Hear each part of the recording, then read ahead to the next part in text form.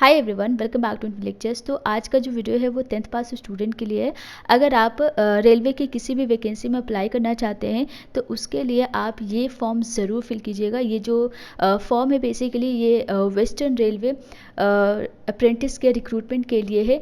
तो इस फॉर्म को फिल करने से क्या होगा, बेसिकली अगर आप सेलेक्ट हो जाते हैं अप्रेंटिसशिप के लिए तो फर्दर आप रेलवे की किसी भी वैकेंसी में अप्लाई करते हैं तो वहाँ पे आपको 20% का रिजर्वेशन मिलता है।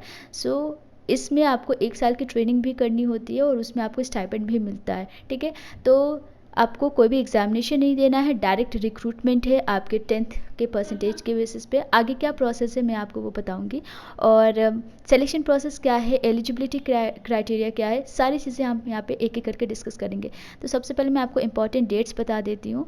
तो वेस्टर्न रेलवे अप्रेंटिस रिक्रूटमेंट 2021 की जो ऑनलाइन एप्लीकेशन फॉर्म है वो 25 मई से स्टार्ट है और क्लोजिंग डेट आपकी 24 जून 2021 है। सो लास्ट डेट से पहले आपको फॉर्म फिल करना है। तो यहाँ पे कुछ इंपॉर्टेंट पॉइंट्स रिटर्न है, इस चीज़ को आप पढ़ सकते हैं। अगर हम टोटल वैकेंसी की बात करें तो 3591 टोटल वैकेंसी है।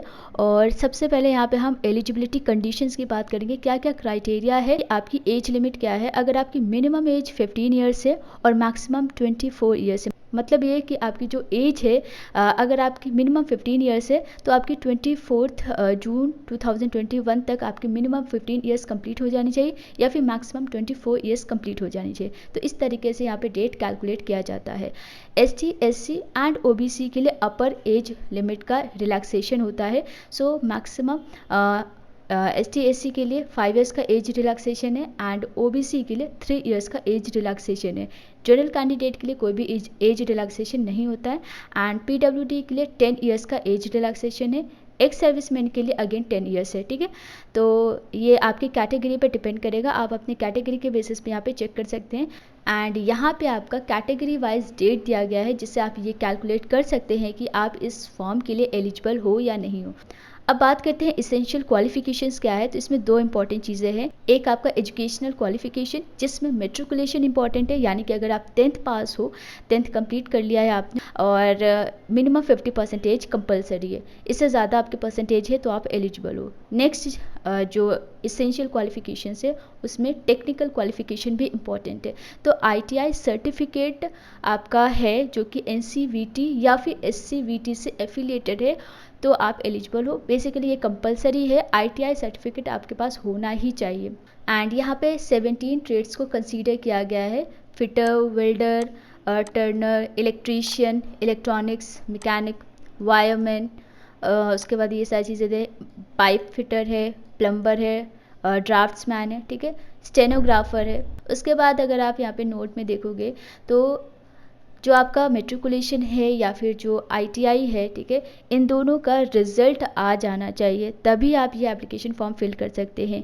आपकी जो ऑनलाइन एप्लीकेशन जब स्टार्ट होगी मतलब 25 मई तक आपकी रिज़ल्ट आ जाती है तो आप फॉर्म फिल कर सकते हैं, अदरवाइज़ आप इस फॉर्म को फिल नहीं कर पाएंगे।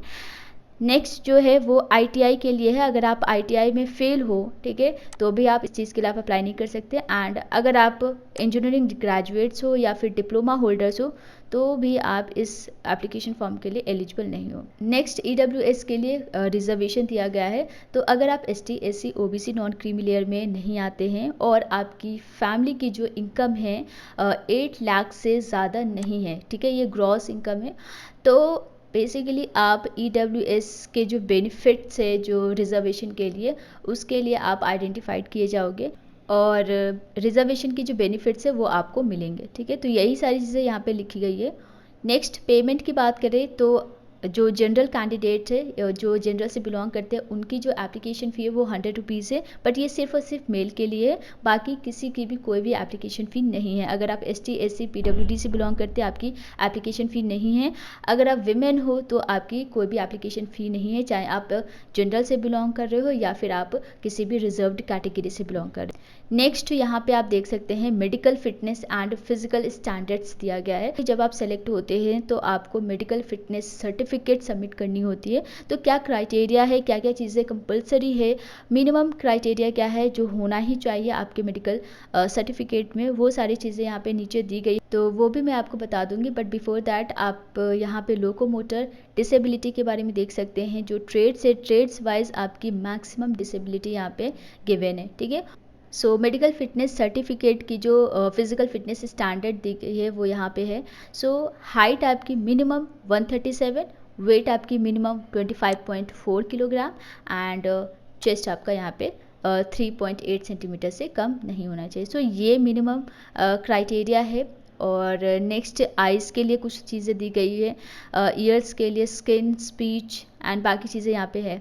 तो आप इन सब चीज़ों को अच्छे से रीड कर सकते हैं। सिंपली इन सभी का यही मतलब है कि आप फिजिकली फिट होने चाहिए, बेसिक रिक्वायरमेंट से जो आपको फुलफिल करना ही होगा अगर आप इस अप्रेंटिसशिप के लिए अप्लाई करना चाहते हैं। तो मोड ऑफ सिलेक्शन की बात करते हैं। सो जैसे कि मैंने आपसे कहा कि आपको कोई भी एग्जामिनेशन नहीं देना है, आपका जो सिलेक्शन होगा आपके 10th एंड ITI की बेसिस पे ही होगा। तो दोनों ही इक्वली इम्पॉर्टेंट है कि आपने दोनों पास किया हो, और 10th में आपके मिनिमम परसेंटेज कंपलसरी है।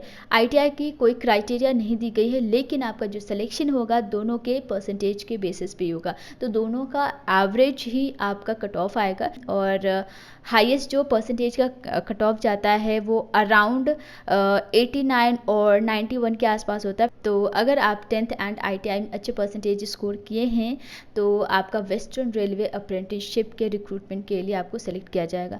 नेक्स्ट अगर हम टाई की बात करें, इन केस दो एप्लीकेंट्स के जो मार्क्स है वो सेम है, तो उस केस में सबसे ज़्यादा जो एज जिसकी होगी उसको ज़्यादा प्रेफरेंस मिलेगा, एंड उसमें आपका बेसिकली डेट ऑफ बर्थ देखा जाएगा। और in case date of birth भी आपकी सेम है तो उस केस में जिसने भी मेट्रिकुलेशन यानी कि 10th सबसे पहले पास की है उसको प्रेफरेंस पहले मिलेगा, ठीक है। तो इस तरीके से आपके टाई को रिजॉल्व किया जाएगा, और इसमें कोई भी रिटन टेस्ट नहीं होगा, ना ही कोई वाइवा होगा। ट्रेनिंग पीरियड की बात करें तो अगर आप वेस्टर्न रेलवे अप्रेंटिस के लिए अगर सेलेक्ट होते हैं तो उस केस में आपका 1 साल का ट्रेनिंग होगा।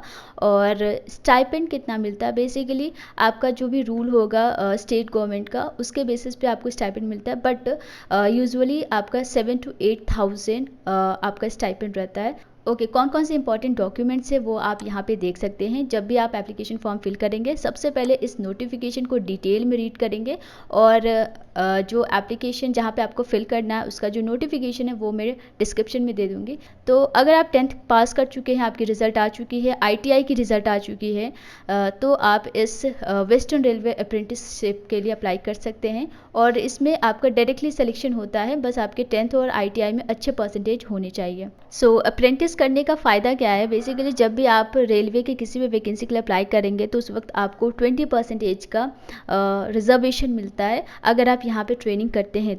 तो मेक श्योर अगर आप 10th पास कर चुके हैं और आप रेलवे में अप्लाई करना चाहते हैं तो आप इस फॉर्म को ज़रूर फिल कीजिएगा। इस वीडियो को ज़्यादा से ज़्यादा शेयर कीजिए जो भी रेलवे की प्रिपरेशन कर रहे हैं। और आप अगर इससे रिलेटेड वीडियोस देखना चाहते हैं तो इस चैनल को सब्सक्राइब करके नोटिफिकेशन को ऑन कर सकते हैं। सो आज के लिए बस इतना ही। कोई डाउट है तो कमेंट बॉक्स में पूछ सकते हैं। Thank you so much and take care.